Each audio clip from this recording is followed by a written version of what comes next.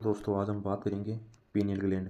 इससे पहले हमने पिट्यूटरी ग्लैंड को कंप्लीट कर लिया है प्रीवियस ईयर लेक्चर में। अब बात करें पीनियल ग्लैंड की, जिसे एपिफाइसिस और बायोलॉजिकल क्लॉक कहा जाता है। कौन सी ग्लैंड? Pineal gland. इसके नाम है एपिफाइसिस कहा जाता है। एपिफाइसिस इसको कहा जाता है। एपिफाइसिस को क्यों कहा जाता है? क्योंकि ये एपिथैलेमस से जुड़ी रहती है। किससे जुड़ी रहती है? एपिथैलेमस से जुड़ी रहती है। कौन? Pineal gland. साथ इसको बायोलॉजिकल क्लॉक कहा जाता है। बायोलॉजिकल क्लॉक यानी कि जैविक घड़ी। जैविक घड़ी भी इसको कहा जाता है। क्यों?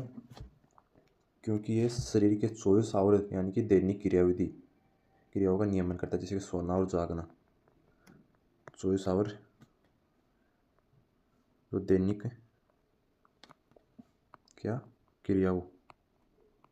क्रियाएं का नियमन करती है। जैसे कौन सी? सोना और जागना, इनका नियमन करती है कौन? Pineal gland. साथ इसको एक नाम और दिया जाता है, थर्ड आई। इसको क्या बोलते हैं? थर्ड आई। थर्ड आई क्यों बोलते हैं इसको? एक तो ये मेंढक होता है, उसके अंदर ये क्या होती है? एक्टिव होती है, ठीक है। और मानव में ये इनएक्टिव होती है, ठीक है। और ये क्या करती है कि फोटो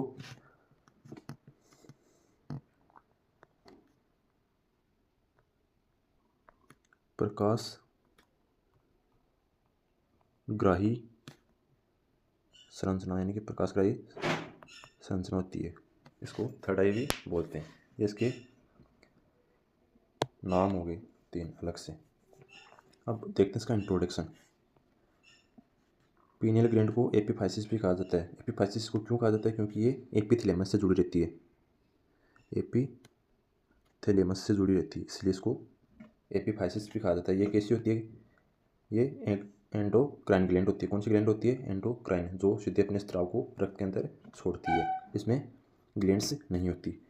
एपिथैलेमस में स्थित होती है, यानी कि एपिथैलेमस के ऊपर ही स्थित हो रही है, तो इसको बोलेंगे एपिफाइसिस भी। इसका मुख्य हार्मोन कौन सा होता है? वो होता है मेलाटोनिन। कौन सा हार्मोन? मेलाटोनिन इसका मुख्य हार्मोन होता है। मेलाटोनिन शरीर की बायोलॉजिकल क्लॉक यानी कि सर्केडियन रिदम को रेगुलेट करता है। किसको रेगुलेट करता है? ये सर्केडियन रिदम होती है, उसको रेगुलेट करता है। कौन? Melatonin hormone. शरीर की 24 घंटे की डेली रिदम को नियंत्रण करने वाला महत्वपूर्ण भूमिका निभाता है। यानी कि जो 24 घंटे की जो दैनिक क्रियाविधि है, उसको नियंत्रण कौन कर रहा है? पीनियल ग्लैंड का जो मेलाटोनिन हार्मोन, ठीक है। अब देखते हैं इसका ओरिजिन।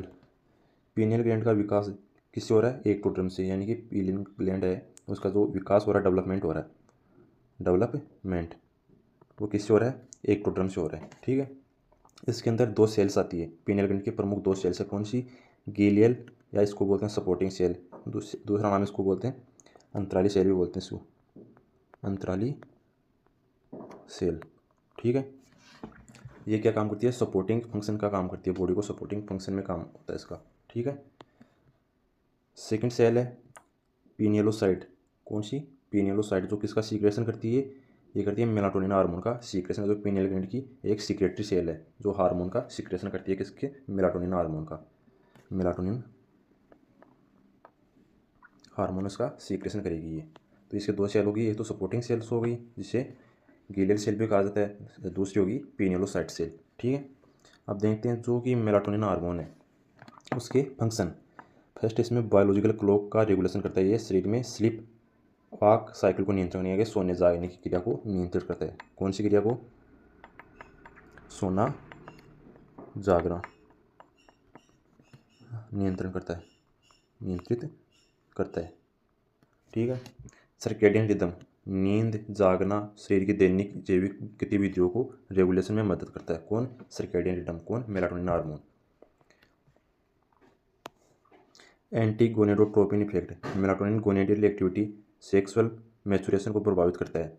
अधिक मेलाटोनिन रिप्रोडक्टिव हार्मोन की एक्टिविटी को सप्रेस कर देता है।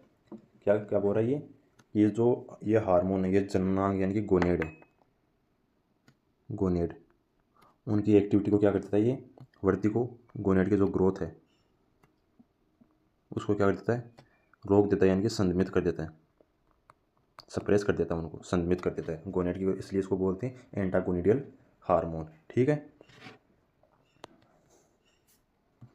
मेलाटोनिन और लाइट के अंदर संबंध देखते हैं। होता क्या है कि जो डे टाइम होता है वहाँ, यानी कि दिन में लाइट क्या होती है, ज़्यादा होती है, तो जिस वक्त लाइट ज़्यादा होगी उस टाइम पे मेलाटोनिन हार्मोन का सीक्रेशन क्या होगा, कम होगा। और नाइट टाइम, रात को, क्योंकि वहाँ पे डार्कनेस, अंधेरा ज़्यादा रहता है, उस टाइम पे मेलाटोनिन हार्मोन का सीक्रेशन ज़्यादा होगा। ठीक है, इसलिए रात में मेलाटोनिन का सीक्रेशन बढ़ता है और नींद आने में सहायता मिलती है। ठीक है, अब देखते हैं इसके एक इम्पोर्टेंट पॉइंट है। लगभग 8 से 12 वर्ष की आयु के बाद पीनियल ग्लैंड में calcium carbonate, CaCO3, calcium carbonate और अन्य मिनरल डिपोजिशन जमा हो जाता है, यानी कि कैल्शियम कार्बोनेट और ऑक्जेलेट इनका डिपोजिशन होने लग जाता है, जिसको क्या बोलते हैं, ब्रेन सेंड। क्या बोलते हैं, ब्रेन सेंड बोलते हैं इसको। ठीक है, क्योंकि इनका ऑक्जेलेट और कैल्शियम कार्बोनेट और ऑक्जेलेट का जमा होने लग जाता है, इसलिए इसको बोलते हैं ब्रेन सेंड। या फिर इसको एक नाम और बोलते हैं एसर बुलाई, एसर बुलाई इसको नाम दिया गया दूसरा। ठीक है, आपको एग्जाम की तरफ से कोई इंपॉर्टेंट पॉइंट है जो शॉर्ट में देख लेते हैं एक बार। पीनियल ग्लैंड, जिसको क्या बोलते हैं, एपीफाइसिस भी इसको बोलते हैं। इसकी लोकेशन की बात करें तो कहाँ पे होगी, ये एपीथैलेमस के ऊपर होती है। इसका मेन हार्मोन कौन सा होगा जो सीक्रेशन करेगा, किसका, मेलाटोनिन का। मेन हार्मोन इसका मेलाटोनिन। मेन फंक्शन की बात करें तो ये क्या कैसी होती है, बायोलॉजिकल क्लॉक होती है, इसको सर्केडियन रिदम भी का काम करती है। और मेन सिक्रेटरी सेल कौन सी होगी, पिनेलोसाइट, जो किसका सीक्रेशन करती है, मेलाटोनिन का,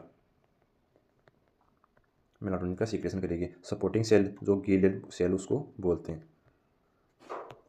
रात में मेलाटोनिन रात में अधिक होता है और दिन में बहुत ही कम इसका सीक्रेशन होता है।